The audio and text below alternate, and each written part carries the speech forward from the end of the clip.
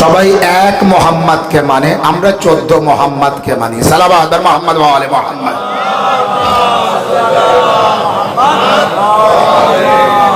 সবার থেকে আমাদের পরিচয় আলাদা, কারণ সবাই মানে আল্লাহকে অন্য ভেবে, আমরাকে মানি আল্লাহকে আল্লাহ ভেবে। আল্লাহকে অন্য ভেবে মেনে আল্লাহ মানে, আর আমরা যেভাবে মানতে বলেছে রাসূলুল্লাহ আল্লাহকে সেইভাবে আল্লাহ মানি। মাওলা আলী আলাইহিস সালাম যেভাবে আল্লাহকে মানতে বলেছে সেইভাবে আল্লাহ মানি। অর্থাৎ মারিফাতের সাথে আল্লাহকে মানি, বিনা মারিফাতে আল্লাহকে, উত্তর দেন, বিনা মারিফাতে আল্লাহকে মানি না। তাহলে উত্তরটা দিলেন না কেন? আমার নিয়ম হচ্ছে আমি কথা বলতে বলতে কিছু কিছু জায়গায় ছেড়ে দিই এই জন্যে, সেই উত্তরটা যদি আপনি দেন তাহলে আপনি ভরপুর আমার সাথে থাকবেন, আর থাকবেন মানে টোটাল মজলিসটা আপনার মাথার ভিতরে ঢুকবে। কারণ কোথায় মাওলানা ছাড়বে আর আমার উত্তর দিতে হবে, তো আপনি উত্তর দেবেন। আমরা আল্লাহকে মানি মারিফাতের সাথে, আমরা আলী নবীকে মানি মারিফাতের সাথে, মাওলা আলীকে মানি মারিফাতের সাথে, মা ফাতেমা জাহরাকে মানি মারিফাতের সাথে, ইমামে হাসান আলাইহিস সালামকে মানি মারিফাতের সাথে, ইমামে হুসাইন আলাইহিস সালামকে মানি মারিফাতের সাথে, ইমামে যাইনুল আবেদিন মুহাম্মদ বাকর জাফর সাদিক মুসাই কাজিম আলী রেজা মোহাম্মদ তাকি আলী নাকি হাসান আসকারীকে মানি মারিফাতের সাথে, এমনকি আখরি ইমাম হুজ্জাতে আখির ইমামে মেহদি আলাইহিস সালামকেও মানি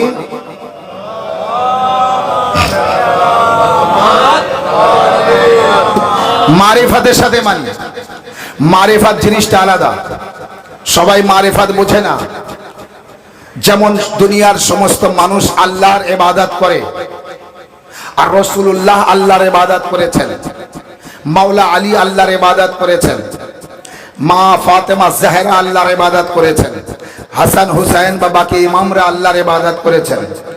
অন্যদের ইবাদত আলাদা, 14 মাসুমিন আলাইহিস সালামের ইবাদত আলাদা। অন্যরা আল্লাহকে ইবাদত করেছেন মারিফাত না রেখে, 14 মাসুমিন আলাইহিস সালাম আল্লাহর ইবাদত করেছে মারিফাতের সাথে।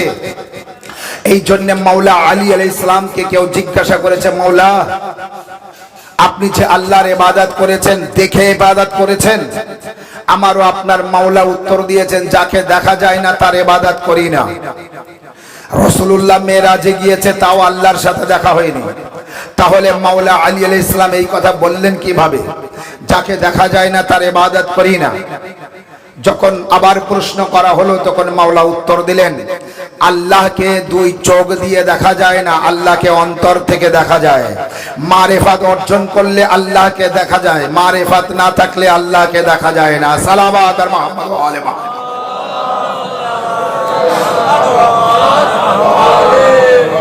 আল্লাহকে আপনি দেখবেন সশরীরে না, আল্লাহ তো শরীর নেই।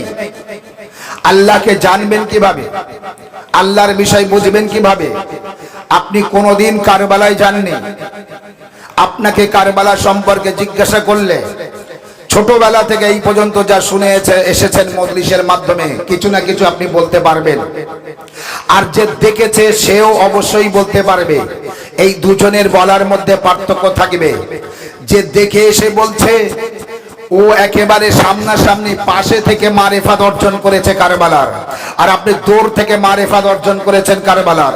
এই হলো 14 মাসুমিন আলাইহিস সালাম আর অন্যদের মধ্যে আল্লাহর মারিফাতের পার্থক্য। 14 মাসুমিন আলাইহিস সালাম আল্লাহকে নিকট থেকে দেখে মারিফাত অর্জন করেছে, আর দুনিয়ার সমস্ত মানুষ দূর থেকে আল্লাহর মারিফাত অর্জন করেছে। সালাওয়াত মুহাম্মদ ওয়া আলে।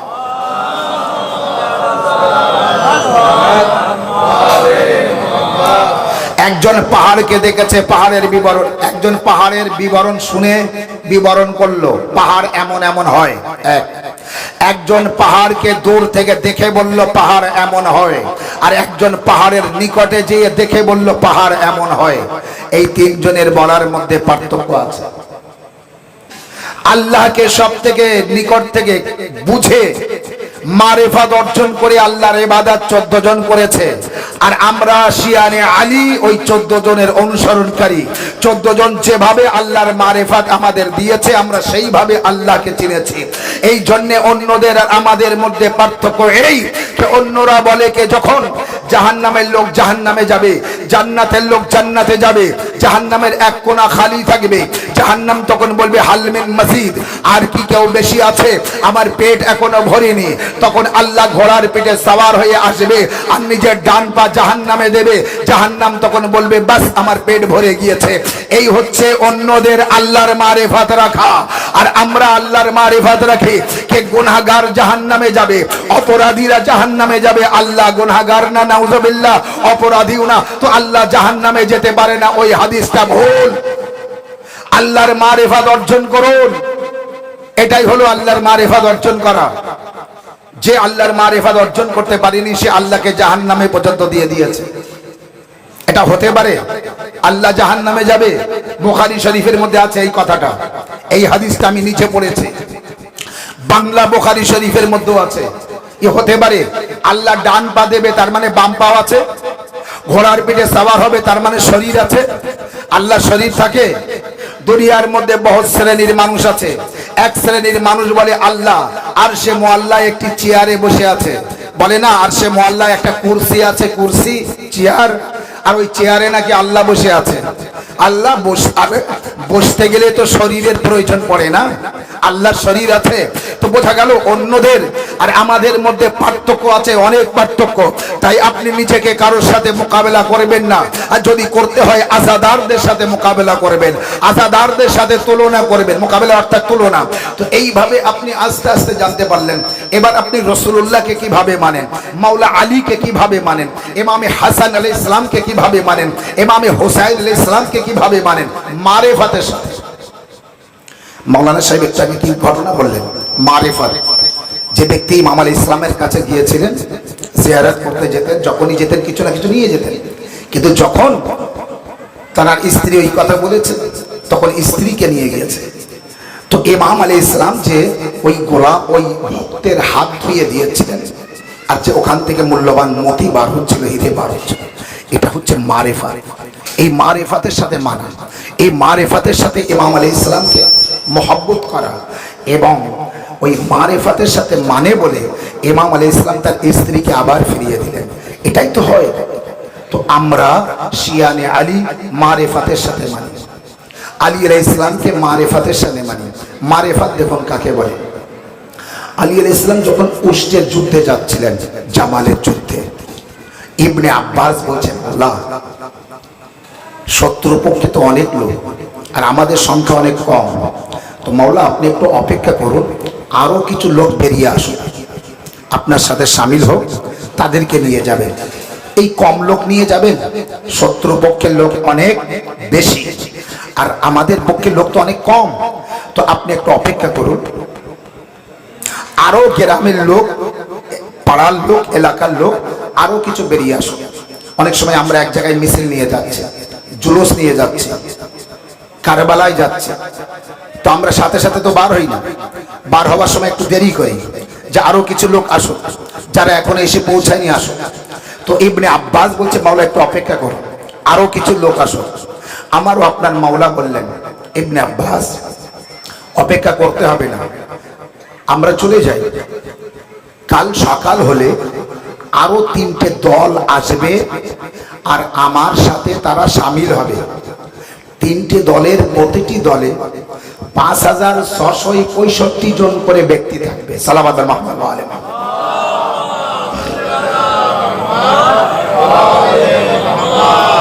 3টে দল আসবে, প্রতিটি দলে কতজন থাকবে? 5665 জন করে থাকবে। আর তারা এসে আমার সাথে শামিল হবে, আমার লস্করে শামিল হবে, শরীক হবে। ইবনে আব্বাস তো অবাক, মাওলা এমন বললেন, আর মাওলা বলেছে যখন আসবে। ইবনে আব্বাস অপেক্ষা করছে। পরের দিন সকালে ইবনে আব্বাস ওই দেখার জন্য প্রস্তুত, রাস্তায় কোন দিক দিয়ে আসবে সেটাও শুনে নিয়েছেন, সেই রাস্তায় অপেক্ষা করছিলেন। আসে না আসে না, সময় হয়ে যাচ্ছে। ঠিক একেবারে মেন টাইম ইবনে আব্বাসের নজর পড়ল, দূর থেকে ধোঁয়া কুয়াশার মতো ধুলো উঠতে উঠতে আসছে নিকটের দিকে। ইবনে আব্বাস লোম খাড়া দিয়ে উঠল, এ কি আসছে? ধুলো আর ধুলো দেখা যাচ্ছে, ধোঁয়া কুয়াশার মতো। যখন নিকটে আসে, আরো নিকটে আসে, তখন দেখে সব ঘোড়া সবার আসছে, এত দ্রুত এত গতিতে আসছে, ধুলোয় অন্ধকার হয়ে আসছে। যখন তারা নিকটে আসলো, ইবনে আব্বাস তাদের সরদারের পরিচয় নিল। একজন বলল, ওই আমাদের সরদার। সরদারের কাছে যেয়ে জিজ্ঞাসা করলেন, ইবনে আব্বাস, কে তোমাদের লস্করে কতজন আছে? সেই সরদার বলল, 5665 জন আছে। সালাওয়াত মুহাম্মদ ওয়া আলে মুহাম্মদ।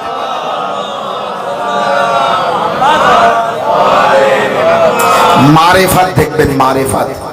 ইবনে আব্বাস এই শুনে তো অবাক, না একটা কম না বেশি, যা মাওলা বললেন তাই। অপেক্ষা করছিলেন আরো দুটো দল আসবে। আবার ওইভাবে ধোঁয়া উঠতে উঠতে আসছে, ধুলো। দেখলেন যত নিকটে আসে তত আস্তে আস্তে ঘোড়া দেখা যাচ্ছে, ঘোড়া সবার আসছে। নিকটে আসতে আসতে যখন একেবারে নিকটে এসে গেল, তাদের সরদারের কাছে যেয়ে জিজ্ঞাসা করলো, আপনাদের লস্করে কতজন আছে? বলে 5665 জন আছে। আল্লাহু আকবার। ইবনে আব্বাস দুটো লস্কর পেয়ে গেলেন, আর একটা লস্করের অপেক্ষা করছে। একটু পরে দেখা গেল আবার ধোঁয়া মতো ধুলো উঠতে উঠতে আসছে। যখন নিকটে আসলো তখন দেখলো বহু ঘোড়া সাভার। তাদের নিকটে সরদারের কাছে যে জিজ্ঞাসা করলো, বলো তোমাদের মধ্যে কতজন আছে? সে ওই একই উত্তর দিল, 5665 জন আছে। 5665 জন আছে।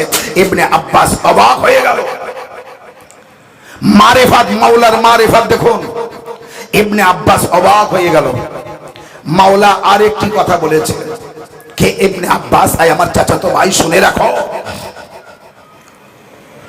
এই যুদ্ধে তিনটে লস্কর যে আসবে, 5665 জন এক একটা কাফেলায় থাকবে, দলে। তারা আমার সাথে শরীক হবে। এই যুদ্ধে আমাদের বিজয় হবে, এই যুদ্ধে আমাদের জয় হবে, আমরা জয়লাভ করব। শত্রুরা অনেক কিছু ছেড়ে চলে যাবে, আমাদের জিত হবে। শত্রুরা অনেক কিছু ছেড়ে চলে যাবে, আর যা ছেড়ে চলে যাবে, এত সম্পদ ছেড়ে যাবে। আমার লস্করে যতটা লোক থাকবে, প্রতিটি ব্যক্তি 500 করে দিরহাম পাবে। কতটা? 500 করে দিরহাম পাবে, না একটা কম না বেশি, 500। যখন এই কথা বললেন না, তখন সাথে সাথে ইবনে আব্বাসের মাথায় থাকলো কি আমি এটাও মিলিয়ে নেই। যুদ্ধ হলো, শত্রুরা হার মানলো, সবাই চলে গেল। শত্রুরা অনেক কিছু রেখে গেল, সেইগুলি যখন সবার দিতে থাকলো, দিতে দিতে দিতে দিতে সবার 500 করে দিরহাম দিয়েছে। দিতে দিতে সব হয়ে গিয়েছে। একদম শেষবারে 2000 দিরহাম আছে, সবার দোয়া হয়ে গিয়েছে। 2000 দিরহাম আছে, আর তো লোক বাকি নেই। তাহলে মাওলা তো বলেছে সবাই 500 করে দিরহাম পাবে, না কম হবে না বেশি হবে। ইবনে আব্বাস যে বলছে, মাওলা এখনো তো 2000 দিরহাম বেশি আছে। মাওলা আলী আলাইহিস সালাম বললেন, আয় আমার চাচাতো ভাই, চাচার ছেলে ইবনে আব্বাস, শোনো, এখনো 2000 দিরহাম বাকি আছে, এখনো 4 জন পেতেও বাকি আছে, এখনো হাসানও বাকি, হোসাইনও বাকি, মোহাম্মদ হানাফিয়া বাকি, আর আমিও বাকি আছি। সালাওয়াত মুহাম্মদ ওয়া আলে মুহাম্মদ।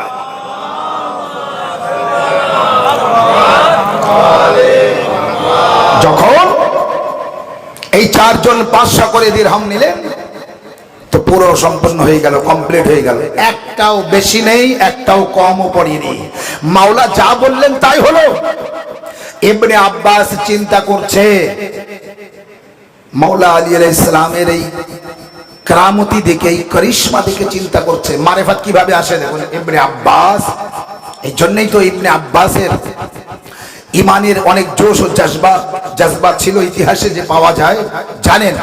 ইবনে আব্বাস চিন্তা করছে, চিন্তা করতে করতে একটা জায়গায় গেল, এটা কিভাবে হতে পারে, আমি বলি আপনাকে এটা কিভাবে হলো। তখন ইবনে আব্বাস বলছে, আলীর মধ্যে এত বড় আদালত, যিনি এত বড় হেড, লিডার, কমান্ডার আর মাওলা, তিনি সকলকে যা দিলেন নিজের জন্য তাই নিলেন, একটাও বেশি নিলেন না। এটা হতে পারে? সাধারণ জনগণ, গরিব গুরবা মানুষ যে যেমন হোক না কেন, সেও 500, মাওলা আলীও 500। এত বড় আদালত, এত বড় ন্যায় বিচার। আমি আপনাকে বলি, ন্যায় বিচার থাকবে না কেন? আলী আলাইহিস সালামের মতো ন্যায় বিচার থাকবে না কেন? যখনই রাসূলুল্লাহর ওয়াফাতের পরে এক ব্যক্তি এসেছে, আসার পরে বলছে আমি রাসূলুল্লাহর কাছে যাব, তখন ওখানকার ব্যক্তিরা বলছে রাসূলুল্লাহর ওয়াফাত হয়ে গিয়েছে, রাসূলুল্লাহ মারা গিয়েছে, ইন্তেকাল করেছে। বলে কিভাবে হতে পারে? আমার কাছে ওয়াদা করে গিয়েছে, ওয়াদা পূরণ না করে কিভাবে রাসূলুল্লাহর ওয়াফাত হতে পারে? তখন বলছে কি ওয়াদা করেছে? বলে রাসূলুল্লাহ বলে গিয়েছিল তুমি যাও এই কাজ করে আসবে, আর আসার পরে আমার সাথে দেখা করবে, আমি তোমাকে 3 মুষ্টি খেজুর দেব। রাসূলুল্লাহ আমাকে 3 মুঠো 3 মুষ্টি খেজুর দেবে ওয়াদা করেছে, আমার ওয়াদা পূরণ না করে চলে গেলেন, এটা কিভাবে হতে পারে? তখন দরবারে যে ছিলেন তার কাছে নিয়ে গিয়েছে, যেই নিয়ে গিয়েছে তিনি বললেন কি? বলে রাসূলুল্লাহ 3 মুষ্টি খেজুর দেবে বলেছিলেন, সেই 3 মুষ্টি খেজুর নিতে এসেছে।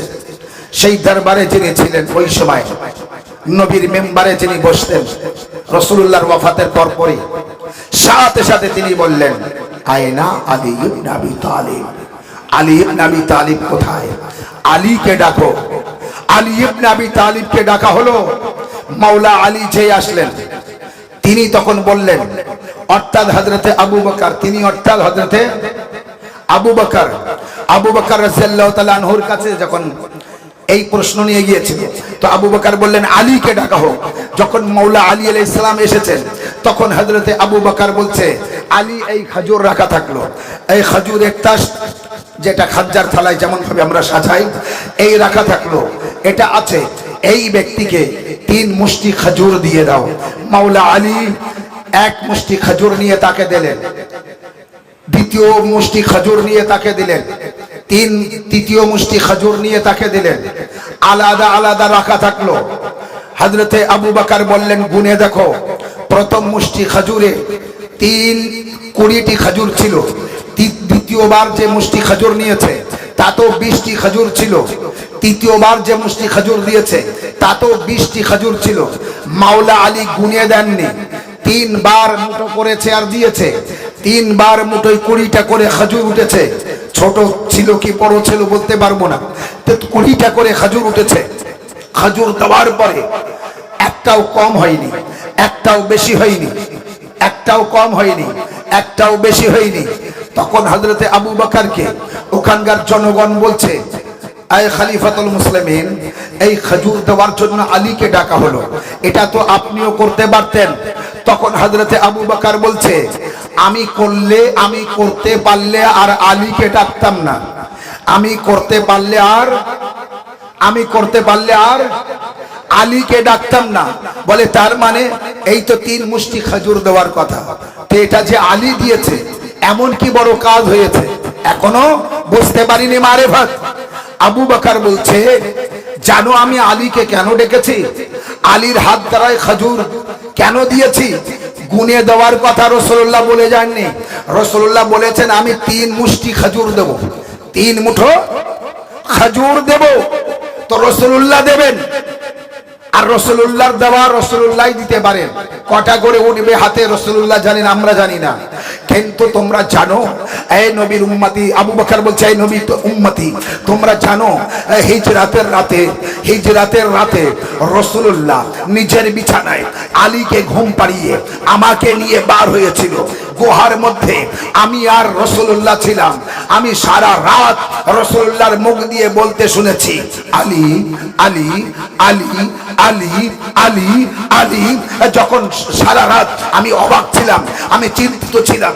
যখন সকাল হলো তো আমি নবীকে জিজ্ঞাসা করলাম ইয়া রাসূলুল্লাহ আপনি সারা রাত আলী আলী করছিলেন কেন? সালাওয়াত মুহাম্মদ ওয়া আলি মুহাম্মদ।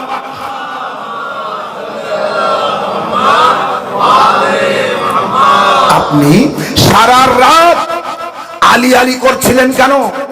হযরতে আবু বকর রাদিয়াল্লাহু তাআলা আনহু বলছেন কে রাসূলুল্লাহ আমাকে উত্তর দিয়েছিলেন জানো? আবু বকর জানো আমার হাত আর আলীর হাত আদলে বরাবর, আমার হাত আর আলীর হাত আদালতে ন্যায় বিচারের সমান। না আমার থেকে আলীর হাত ছোট বড় হবে, কম বেশি হবে, না আলীর হাতের থেকে আমার হাত কম বেশি হবে। আমার সেই কথা মনে আছে যে রাসূলুল্লাহ বলেছিলেন আমার হাত আর আলীর হাত সমান। তাই যখন রাসূলুল্লাহর 3 মুষ্টি খেজুর দেওয়ার কথা, তো আমি দেখলাম এই জমিনের উপরে রাসূলুল্লাহর মুঠোয় কতটা আসবে, আর কারোর মুঠোয় ততটা আসবে না, আলীর মুঠোয় ততটা আসবে।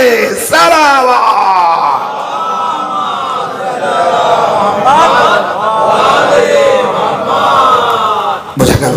তাহলে আবু বকর পর্যন্ত বলছে কি আলীর হাত আদালত, আদল ও ন্যায় বিচারের সমান, না কম না বেশি, না ছোট না বড়।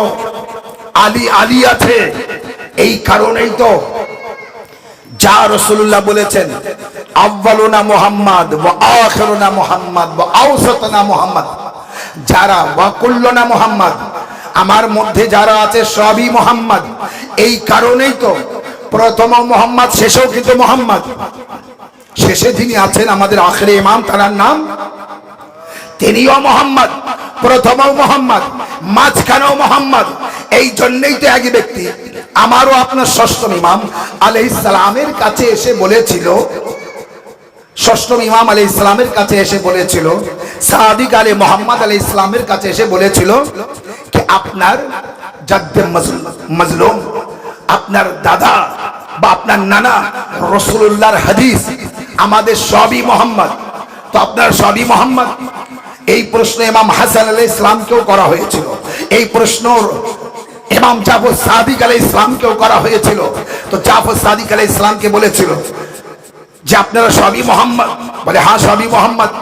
তো বলে যখন যদি সবই মুহাম্মদ হন তো আপনাদের নাম কেন আলাদা, আপনাদের চেহারা কেন আলাদা, আপনাদের দেখতে কেন আলাদা, আপনারা তো সব এক হবেন। জাফর সাদিক আলাইহিস সালাম তাকে বলেছিলেন উযু করে এসো, সে উযু করে আসলো। বলল কোরআন নিয়ে এসো, সে কোরআন নিয়ে আসলো। এরপর জাফর সাদিক আলাইহিস সালাম বললেন এটা কি আছে, বলল কোরআন মাজিদ। বলে পৃষ্ঠার উল্টাও, এটা কি আছে, বলে আলহামদুলিল্লাহ সূরা। বলে পরের পৃষ্ঠারে কি আছে, বলে সূরা বাকরা। আবার পৃষ্ঠার উল্টাও, এটা কি আছে, সূরা আলে ইমরান। এটা কি আছে, সূরা নিসা। একের পর এক বলল এটা কি আছে, না এটা সূরা রহমান আছে, এটা সূরা দেহের আছে, এটা সূরা মুলক আছে, এটা সূরা কাউসার আছে, এটা সূরা তাওহীদ আছে। তো বলল আলাদা আলাদা সূরা না, বলে হ্যাঁ। বলে এবার কোরআন বন্ধ করো। বন্ধ করা হলো। এবার ইমাম বললেন বলো এটা কি আছে, বলে কোরআন আছে। বলে এর ভিতরে কি ছিল, বলে সূরা ছিল। বলে সব সূরা এক না আলাদা, বলে সব আলাদা আলাদা। বলে সব যখন ভিতরে থাকে তো আলাদা আলাদা, আর যখন এক হয় তখন কোরআন হয়। আমরা যখন এক হই তো মুহাম্মদ হই, আর যখন আলাদা হয় তো কেউ আলী হয়, কেউ ফাতেমা হয়, কেউ হাসান হয়, কেউ হুসাইন হয়, কেউ জাইনুল আবেদিন হয়, কেউ মুহাম্মদ বাকর হয়, কেউ জাফর সাদিক হয়, কেউ মুসা কাসিম হয়। সাল্লাল্লাহু আলাইহি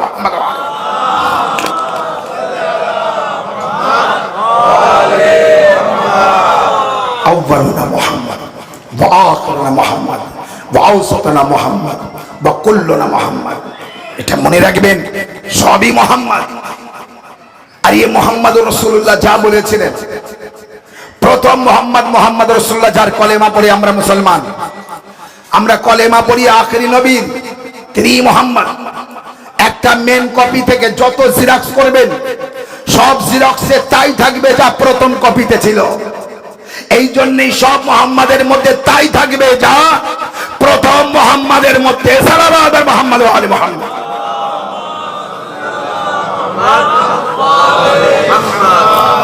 এ কখনো আলাদা পাবেন না। যেভাবে প্রথম গিয়েছে সেইভাবে দ্বিতীয় গিয়েছেন, সেইভাবে তৃতীয় গিয়েছেন, সেইভাবে চতুর্থ গিয়েছেন। চতুর্থ ইমাম আবিদে বিমার সৈয়দ সাজ্জাদ ইমামে সাইদুল আবেদিন আলাইহিস সালামের শাহাদাতের তারিখ পালন করছেন। বড় ভাগ্যবান আপনারা, নসিব ভালো আপনার, কপাল ভালো আপনার। আজাদারদের, আপনার অর্থাৎ আজাদারদের, যারা আজাদার না তাদের কথা বলছে না, যারা আজাদার তাদের কপাল ভালো, যারা আজাদার তাদের নসিব ভালো। কারণ তাদের নসিবে আছে ফারশে আজায় বসা, অন্যদের ফারশে আজায় বসার নসিব নেই। আর প্রতিটি মোহাম্মদের মানার এ সবার কপালে নেই। এই জন্যই তো অনেকে মাওলা আলীকে মানে, কিন্তু আলী আলাইহিস সালামকে মারিফাতের সাথে মানে, ইমাম হুসাইন আলাইহিস সালামকে মানে মারিফাতের সাথে মানে, মা ফাতেমা জাহরাকে মানে মারিফাতের সাথে মানে না। কিন্তু মারিফাতের সাথে মানা যদি দেখতে হয় তো শিয়ানে আলীদের কাছে আসতে হবে, ফরশে আযা এসে বসতে হবে, তখন আপনি জানতে পারবেন মারিফাত কাকে বলে। এর আগে আপনি জানতে পারবেন না। ইমাম হাসান আলাইহিস সালামের কাছে গিয়েছে, মারিফাত পেয়ে গিয়েছে। ইমাম হুসাইন আলাইহিস সালামের কাছে গিয়েছে, মারিফাত পেয়ে গিয়েছে। রাসূলুল্লাহ প্রথম মুহাম্মদ চাঁদকে দুই টুকরো করেছেন, যা কেউ করতে পারে না, যা কোনো ক্ষমতা নেই, কারোর ক্ষমতা নেই, কারো এত হিম্মত নেই চাঁদকে দুই টুকরো করবে। তো প্রথম মুহাম্মদ যখন চাঁদকে দুই টুকরো করেছেন, তো দ্বিতীয় মুহাম্মদ সূর্যকে ডুবিত সূর্যকে উদিত করেছেন। সালাওয়াত মুহাম্মদ ওয়া আলি মুহাম্মদ।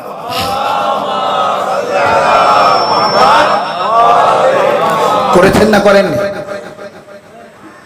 প্রতিটি মুহাম্মাদের ইতিহাস আমি এক এক করে বলতে থাকলে আপনি সব জানেন, সব বোঝেন। ফাতেমা জাহরা করেছেন না করেন? তানার গলার হার, আল্লাহু আকবার, তানার গলার হার কত কারামতি দেখিয়েছে।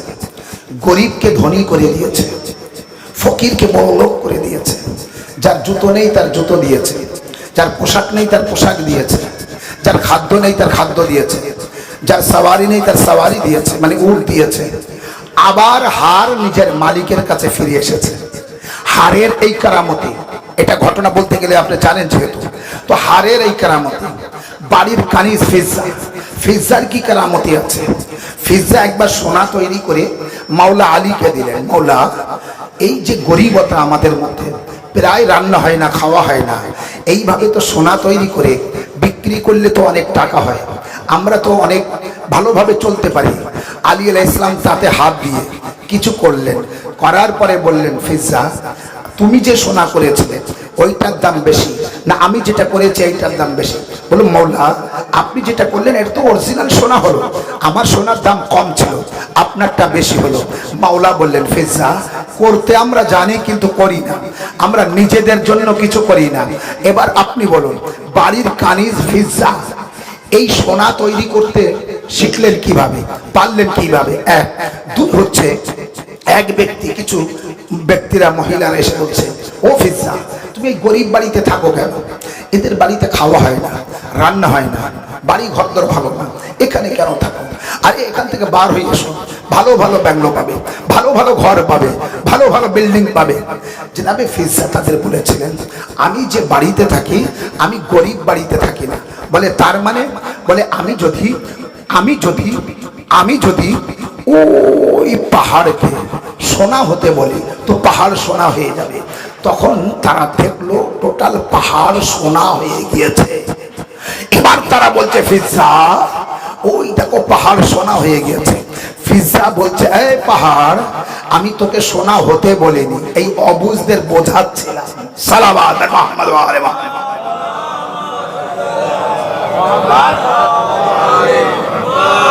সোনা হতে বলিনি, বোঝাচ্ছিলেন। মুখ দিয়ে বার হয়েছে তো পাহাড় সোনা হয়ে গিয়েছে। হয়েছে না হয়নি? পাহাড় সোনা হয়ে গেছে। আপনি কার কার ইতিহাস নেবেন? সালমানে ফার্সি আহলে বায়তের সদস্য হয়ে গেলেন। সালমান মিন আহলিল বায়ত, রাসূলুল্লাহ বলেছেন না বলেননি? যে আহলে বায়তের ভিতরে সারা মক্কা মদিনার লোক মাথা ঠুকে মরে গেল, আহলে বায়তের ভিতরে যেতে পারে? আল্লাহুম্মা ইন্না হাউলাই আহলে বাইতি, হে আল্লাহ এই হচ্ছে আমার আহলে বায়ত। চাদরের দুই কোণা ধরে রাসূলুল্লাহ দোয়া করেছিলেন, ফাতেমা জাহরার চাদর ধরে। ওই চাদরের মধ্যে যাওয়া এ সবার হিম্মত নেই, সবার ক্ষমতা নেই। সালমানে ফার্সি সেই আহলে বায়তের সদস্য হয়ে গেলেন। এ কিভাবে হলেন? ফিজ্জা কিভাবে অতটা ক্ষমতা পেলেন? মারেফাতে আহলে বায়ত অর্জন করে। ফিজ্জা বাপের বাড়ি থাকাকালীন এই মারেফাত পায়নি, এই ক্ষমতা পাওয়ার ছিল না।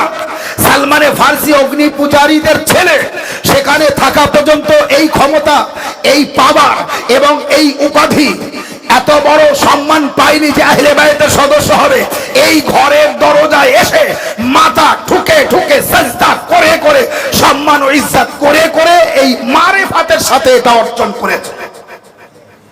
ফিজা তখন তাদের বলেছিলেন, শোনো, আমি গরিব বাড়িতে থাকি না, আমি যে বাড়িতে থাকি সে তানারা গরিব না। দুনিয়ার লোক পাগল যে জান্নাতে যাওয়ার জন্য, নামাজ পড়ে যে জান্নাতে যাওয়ার জন্য, রোজা রাখে যে জান্নাতে যাওয়ার জন্য, হজ করে যে জান্নাতে যাওয়ার জন্য, দান খায়রাত করে যে জান্নাতে যাওয়ার জন্য, ভালো ভালো কাজ করে যে জান্নাতে যাওয়ার জন্য, আমি কোন বাড়িতে থাকি জানো? দুনিয়ার লোক পাগল যে জান্নাতে যাওয়ার জন্য, সেই জান্নাতের বাদশা যে বাড়িতে থাকে আমি তার বাড়িতে থাকি। সেই জান্নাতের মালিকের বাড়িতে থাকি আমি। জান্নাত ও জাহান্নামের বন্টনকারী মাওলা আলীর বাড়িতে থাকি আমি। আল্লাহু আকবার। জান্নাতের নারী সরদারনি ফাতেমা জাহরার বাড়িতে থাকি আমি। দেখেছেন মারিফত? মারিফত দেখলেন? এই হচ্ছে মারিফত। মাওলা আলীর একটা ভক্ত গোলাম অভাবে চুরি করে ফেলেছে, ধরা পড়েছে, মাওলার কাছে এসেছে।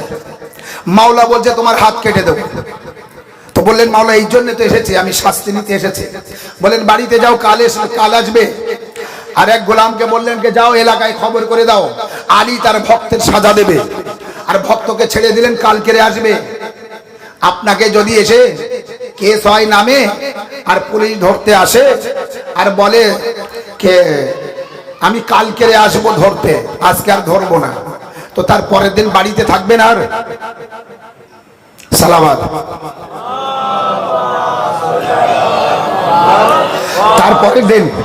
তারপরের দিন আপনি আর বাড়িতে থাকবেন? থাকবেন না। আরো যদি ধরে একবার ছেড়ে দেয়, মনে করি একটা চোর ধরা পড়েছে, তো আপনারা কি বললেন? কাল তোমার নেড়া করবো, কাল তোমার বাঁধবো, কাল তোমার মারবো, আজকের কিছু করবো না, আজ বাড়ি যাও, কালকে তারপরে তোমার দেখছি। এই রাত 12টা 1টার দিকে ছেড়ে দিয়ে দেখুন সকালের ভিতরে তার আর বাড়ি পাওয়া যায় কি? কতটা এলাকা পার করে কোথায় চলে যাবে আর খুঁজে পাবেন না।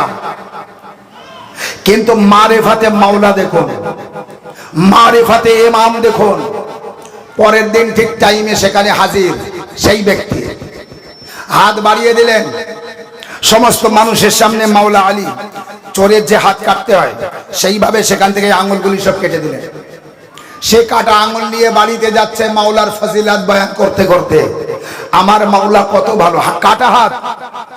আপনি একটা অন্যায় করেছেন, আপনার মাওলানা যদি সাজা দেয় তো প্রথমে বলবেন ওই মাওলানার পিছনে নামাজ আর পড়বো না, দ্বিতীয় মাওলানার কোনোদিন খেতে দেবো না, তৃতীয় মাওলানার কোনোদিন মজলিসে নেবো না, চতুর্থ মাওলানার মুখ দেখবো না, তারপরে পঞ্চম ষষ্ঠম আরো কত কি হবে।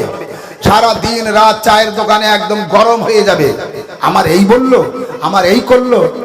মারিফাতের সাথে মানবেন। মারিফাত আসল তথ্য সংগ্রহ করে অন্তরে গেঁথে মানবেন। মাওলা আলী যখন নিজের ভক্তের আঙ্গুল কেটে দিয়েছে, হাত কেটে দিয়েছে, কাটা হাত তুলে নিয়ে আলী আলাইহিস সালামের গুণাবলী ও ফজিলাত বয়ান করতে করতে যাচ্ছে। আমার মাওলার কত সুন্দর আদালত, আমার মাওলা কত সুন্দর ন্যায় বিচারক, আমার মাওলা তো আমিরুল মুমিনিন, আমার মাওলা তো ইমামুল মুত্তাকিন, আমার মাওলার মতো ভালো কেউ নেই। এইভাবে ফজিলাত বলতে বলতে যাচ্ছে। শত্রুর সাথে রাস্তায় দেখা, সে বলছে তুমি কেন ওখানে গিয়েছিলে? তুমি যদি আমাদের মানতে তো এমন অন্যায় 1000 বার করলেও ছেড়ে দিতাম আর বলে দিতাম আমার মাননেওয়ালা। এই এখন রাজনীতিতে অনেক সময় হয় না, হ্যালো আমার লোক, সালাওয়াত।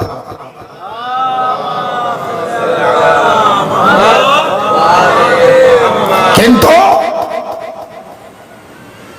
শত্রু বলছে তুমি ওখানে কেন, আলীকে মানো কেন, আমাদের মানতে পারো না? যত অন্যায় করবে মাপ, 7 খুন মাপ।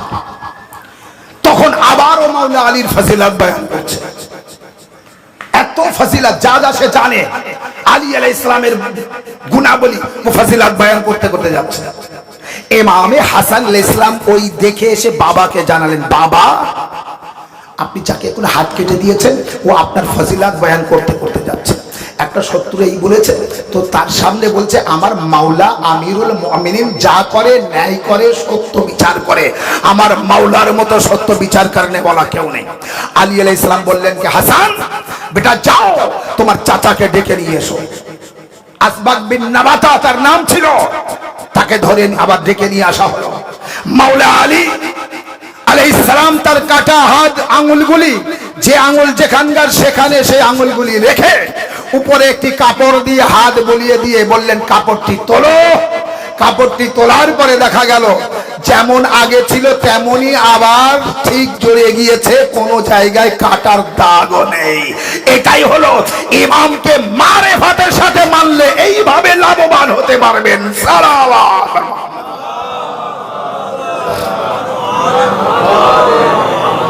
বুঝাতে পেরেছি? আউয়ালুনা মুহাম্মদ ওয়া আখিরুনা মুহাম্মদ ওয়া আওসাতুনা মুহাম্মদ ওয়া কুল্লুনা মুহাম্মদ, সবই মুহাম্মদ। কিন্তু সব মুহাম্মদ এক, নবী আর নেই।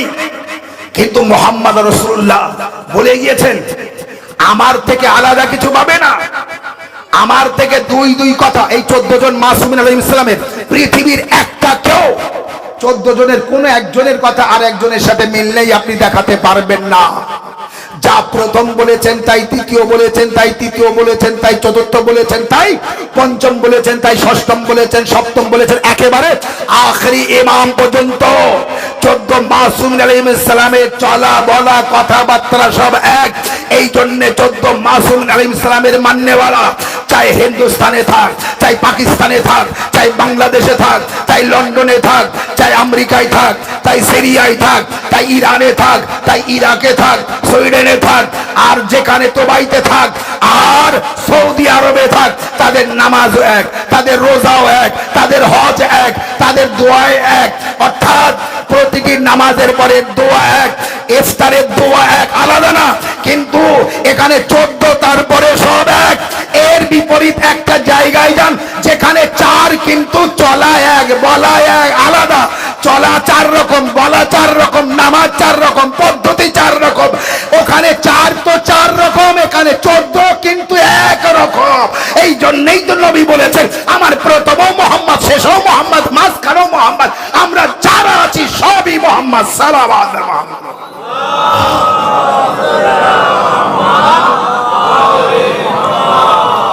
বাস আজাদ একটু মানে ঘেমে ঘেমে গলাটা আর একটু আওয়াজের সাথে একটু অসুবিধে, মানে কষ্ট হলেও আমি আসতে বললে হয়তো বলতে পারবো না, কষ্ট হচ্ছে, কিন্তু তারপরেও বলতে হবে। দুপুরে একটা মহিষ পড়ে এসেছে, কাল রাতেও পড়েছি, আবার কাল দুপুরে পড়তে হবে, রাত্রে পড়তে হবে, পরপর মহিষের কারণে একটু গলার সমস্যা হচ্ছে। তো আমি চেষ্টা করবো আপনাদের বোঝানোর জন্য। আর একটু বাস এইবার মুসাহেবে যাব, কিছু কথা বলতে বলতে যাচ্ছে আমি মুসাহেবে, বাস আপনি আমার সাথে থাকবেন। বেশি লম্বা মুসাহেবও পড়তে পারবো না, আবার আমি ছোটও পড়তে পারি না, এই হচ্ছে সমস্যা। তো আমি চেষ্টা করবো বাস মাজাহের আর রুমালে 2 ফোঁটা চোখের অশ্রু যাতে দিতে পারি। আল্লাহ আপনাদের আমাদের সকলের এই সামান্যটুকু আমলকে কবুল করুক। সকলেই বলুন আমিন। সবাই জোরে বলুন আমিন।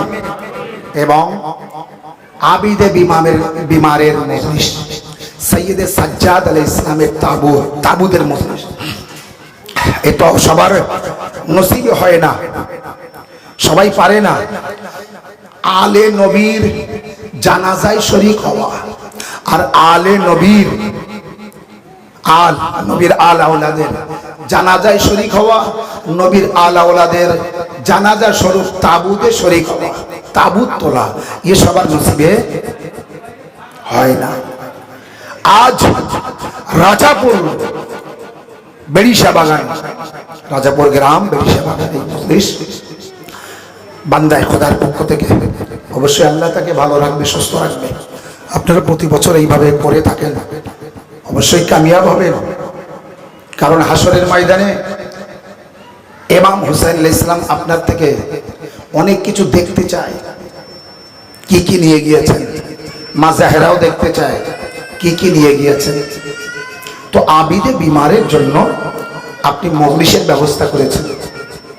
সৈয়দে সাজ্জাদ আলাইহিস সালামের জন্য তাবুত তোলার ব্যবস্থা করেছেন, ফারশে আযার ব্যবস্থা করেছেন। আল্লাহ আপনার আমলকে কবুল করুন। কিন্তু একবার অনুভব করবেন, বোঝার চেষ্টা করবেন, চিন্তা ভাবনা করবেন, কে তিনি? আমাদের চতুর্থ ইমাম কে তিনি? আবিদে বিমার কে তিনি? সৈয়দে সাজ্জাদ, আবিদে বিমার, জাইনুল আবেদিন আলাইহিস সালাম, ইবাদতের জিনাত, ইবাদতের সৌন্দর্য, সৈয়দুস সাজিদিন, সেজদাকারীদের সরদার, আর জাইনুল আবেদিন, ইবাদতকারীদের জিনাত, বিমারে কারবালা, কারবালার বিমার। বুঝা গেল? আপনি আপনার চতুর্থ ইমাম আলাইহিস সালামের মুসাইবে শরীক হয়েছে, মুসাইব শুনবেন আর কাঁদবেন। কিন্তু ইমাম জাইনুল আবেদিন আলাইহিস সালামের কারবালার পরে কত বছর বেঁচে ছিলেন? একটু আগে মৌলানা সাহেব বলছিলেন 35 বছর। এই 35টা বছর কিভাবে কেটেছে ইমামের? ইমাম আলাইহিস সালামের সাহাবী মিনহাল ইমাম আলাইহিস সালামের কাছে এসেছেন, মাওলা আপনি আর কতদিন কাঁদবেন? মাওলা যখনই আপনার কাছে আসে আপনি এইভাবে কাঁদেন, আপনি আর কতদিন কাঁদবেন মাওলা? ইমাম জাইনুল আবেদিন আলাইহিস সালাম বললেন, মিনহাল আমি কাঁদবো না তো কে কাঁদবে? মিনহাল যে দৃশ্য কারবালায় আমি দেখেছি, এই মিনহাল যদি তুমি দেখতে তুমি মারা যেতে। বাস আজাদাও এইটুকু কথা মুসাইবের জন্য যথেষ্ট যদি আপনি বোঝেন। মিনহাল যা আমি দেখেছি কারবালায়, যদি তোমরা কেউ দেখতে তো মারা যেতে। আমি ইমাম বলে আল্লাহ আমাকে বাঁচিয়ে রেখেছে, নতুবা আমার বাঁচার পরিস্থিতি ছিল না। একবার বলেন, মাওলা শাহাদাত তো আপনার মিরাজ আছে, আপনার বংশগত, এই বংশের সবার শহীদ হতে হবে। মাওলা এই জন্য সব শহীদ হয়েছে, কেঁদেছেন ঠিক, বাস এবার তো সবর করুন। সারা জীবন আমরা কারবালা ওয়ালাদের জন্য কাঁদি আর কাঁদবো, কারণ কি? আপনার ইমাম বলেছেন 1 বছর 2 বছর কেঁদে সবাই ভুলে যায়। কারবালা ওয়ালাদের জন্য 35 বছর ইমাম কেঁদেছেন, কিন্তু ভুলতে পারেননি। পানি দেখলে ইমাম কাঁদতেন। জিজ্ঞাসা করছেন, মাওলা পানি দেখে কাঁদছেন কেন? বলে এই তো সেই পানি, যে পানি আমার আলী আসগার পায়নি, যে পানি আমার আকবর পায়নি, যে পানি আমার বোন সাকিনা পায়নি, এই সেই পানি যে পানির জন্য আমার চাচা আব্বাসের 2টো বাক্স কাটা গেল, এই সেই পানি যে পানি আমার বাবা হুসাইনকে 1 ফোঁটা জবাহ করার সময় মুখে 1 কাতরা পানি পর্যন্ত আমার নানার উম্মতিরা দেয়নি। আজাদারো আস্তে আস্তে পড়ছি, খুব কাঁদেবেন, খুব কাঁদেবেন। আগামী বছর এই 25শে মুহররম পাবেন কিনা বলতে পারি না।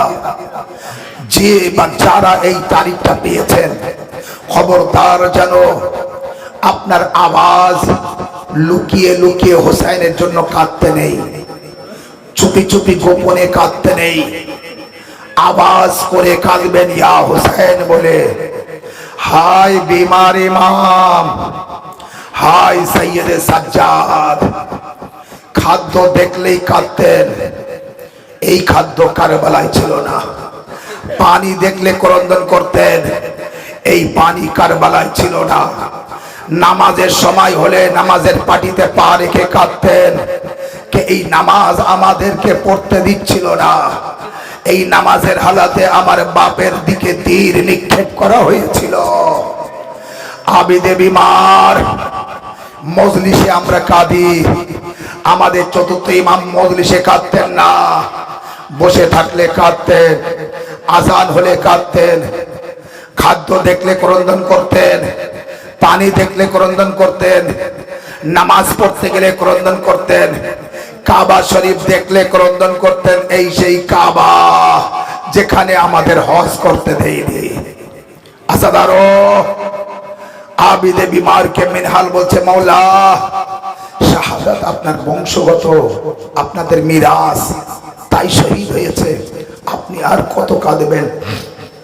মাওলা সৈয়দে সাজ্জাদ বললেন কে মিনহাল, ইনসাফ করে বলো, শাহাদাত আমাদের মিরাস বংশগত ঠিক, আমার ঘরের মা বোনদের হাতে দড়ি বাঁধা,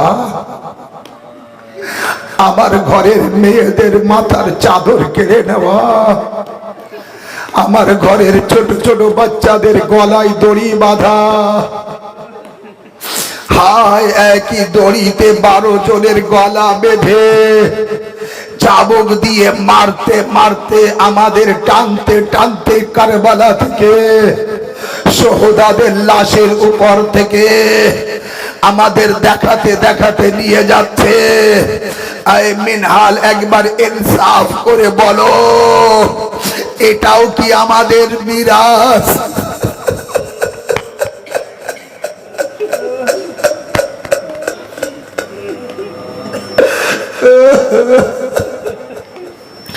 মিনহাল, একবার বলো, এটাও কি আমাদের মিরাস আছে বংশগত?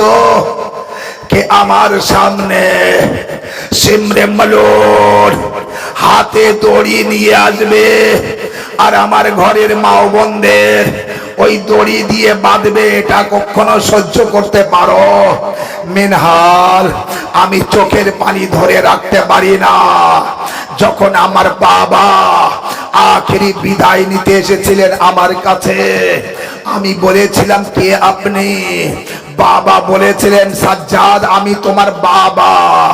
আমি বলেছিলাম বাবা, আপনার গায়ে রক্ত কেন?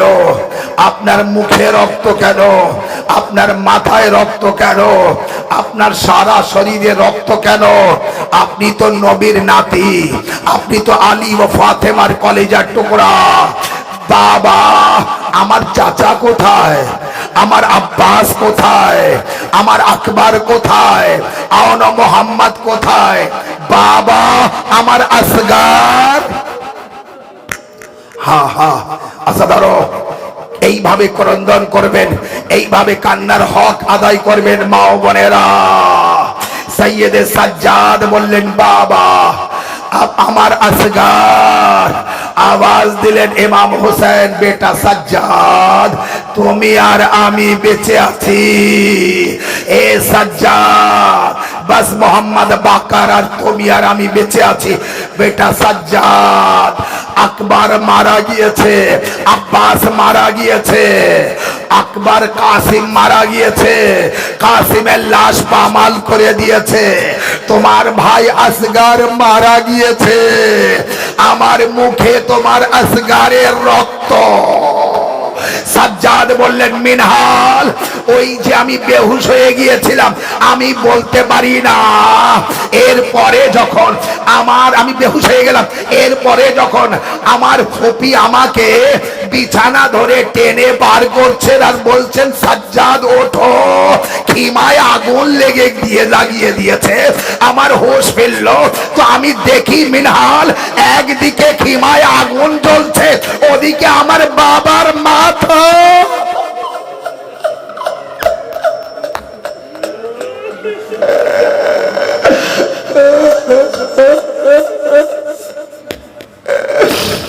একদিকে খিমা দাউ দাউ করে জ্বলছে, ওদিকে আমার বাবার কাটা মাথা। মিনহাল আবার বেহুশ হয়ে যায়, আমাকে বাইরে আনা হয়, সারা রাত এইভাবে কাটে। সকাল হয়, সিমরে মালুন দড়ি নিয়ে আসে, মা বোনদের ফুপিদের খালি মাথায় ও আজাদারো, এইভাবে দড়ি দিয়ে বেঁধে নিয়ে যাচ্ছে। মিনহাল, আমি কিভাবে সহ্য করব? ও মিনহাল, আমি সেই দৃশ্য আজও ভুলতে পারি না। এক জায়গায় যাওয়ার পরে আমার ফুপি জায়নাবের মাথায় সূর্যের রৌদ্র পড়ছিল। একবার সৈয়দে সাজ্জাদের হাত বাঁধা, সবার হাত বাঁধা, কিন্তু সৈয়দে সাজ্জাদের আলাদাভাবে বাঁধা আছে। ও আমার আজাদার ভাইরা, মা ও বোনেরা, বাস পড়ছি, ক্ষমা করবেন যদি সহ্য না করতে পারেন। একবার অনুভব করুন আবিদে বিমারের কিভাবে বেঁধে রেখেছে। পায়ে বেড়ি পরানো, গলায় তক, এমনই ত্বক যার ভিতরে পেরেকের মতো ফোটানো আছে। সৈয়দে সাজ্জাদের গলায় বারে বারে ফুটছে, হাত দুটো এইভাবে পিছনে এইভাবে গলায় বাঁধা, কোমরে লঙ্গার। ও আজাদার ও সিমরে মালন যখনই সৈয়দে সাজ্জাদকে চাবুক মারে, সৈয়দে সাজ্জাদ, আপনাকে কেউ কিছু করলে হাত দিয়ে মানা করেন না, বাধা দেন। সাজ্জাদ আওয়াজ দেয়, বাবা বাবা, আমার হাত বেঁধে রেখেছে, আমি কিছু বলতে পারছি না বাবা, এরা আমাকে দেখো না কতটা চাবুক দিয়ে মারছে। হ্যাঁ আজাদার আলী হোসেন, যেখানে রৌদ্র পড়ছিল, সৈয়দে সাজ্জাদ বললেন সবাই হাত উঁচু করো। বাদা হাত উঁচু করলেন। ফুপি জাইনাবকে বললেন, ফুপি আম্মা, আমাদের এই হাতের ছায়া যেখানে পড়ছে, আমার ফুপি আম্মাকে ওই জায়গায় দাঁড়াতে বলছি।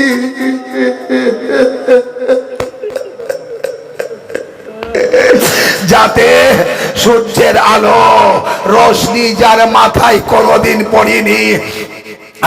আল্লাহ, এ কাফেলা নিয়ে যাচ্ছে কুফায়। ওয়াজাদারো কুফা থেকে শাম, ইয়াজিদের কারাগার, তার আগে ইয়াজিদের দরবার। সৈয়দে সাজ্জাদকে বারে বারে মারে। একবার ইয়াজিদের দরবারে ইয়াজিদ বলল, এদের কাছে যদি কেউ কিছু পেয়ে থাকো তাহলে বলো, দিয়ে দেওয়া হবে। এক ব্যক্তি বলল, হুসেন তার ঘোড়াকে চাবুক মারতে গিয়েছিল, ওই চাবুক আমার গায়ে লেগেছিল। ইয়াজিদ বলল, হুসাইনের মাথায় চাবুক মেরে প্রতিশোধ নাও। সে চাবুক হাতে দেওয়া হয়, তার হাতে ইয়াজিদ চাবুক দেয়।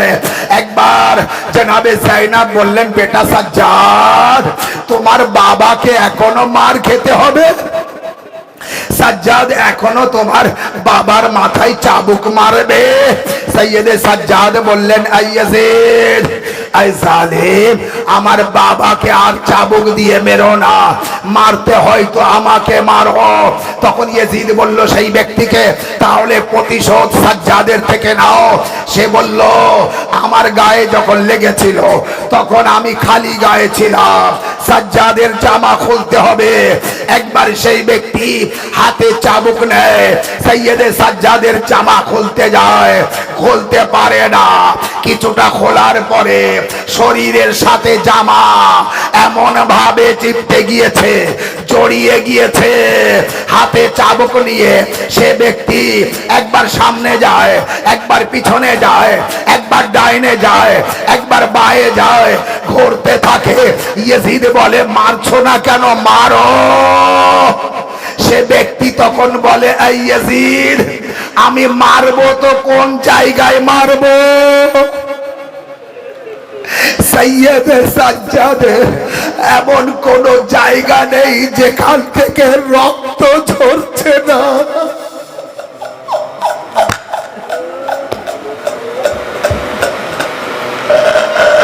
সারা শরীর রক্তে ভিজে আছে। জখমি সাজ্জাদ আলাইহিস সালামকে সে মারতে পারল না। জাদারো এইভাবে কষ্টে ইমামে সাজ্জাদ আলাইহিস সালাম 35 বছর ধরে কাঁদতে কাঁদতে শেষ সময় এসে গেল। জালিম যখন জেহের দিয়ে ইমামকে শহীদ করলো, ইমাম ইমামে জাইনুল আবেদিনকে মোহাম্মদ বাকর গোসল দিতে যেয়ে চিৎকার করে কেঁদে ওঠে, জিজ্ঞাসা করে কেউ মাওলা কি হয়েছে, আওয়াজ দেয়। আরে আমি কিভাবে সহ্য করব? বলে মাওলা কি হয়েছে?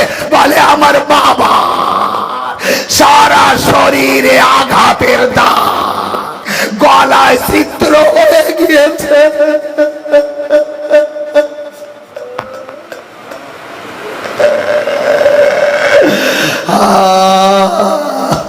এভাবে সাজ্জাদের জানাজা নিয়ে জান্নাতুল বাকিতে মাওলা খুব কষ্টে দাফন করলেন। আজাদারো মা বোনেরা ভাইরা, মাওলা সাজ্জাদের তাবুত খুব আস্তে আস্তে তুলবেন। বড় জখমি ছিল আমার মাওলা।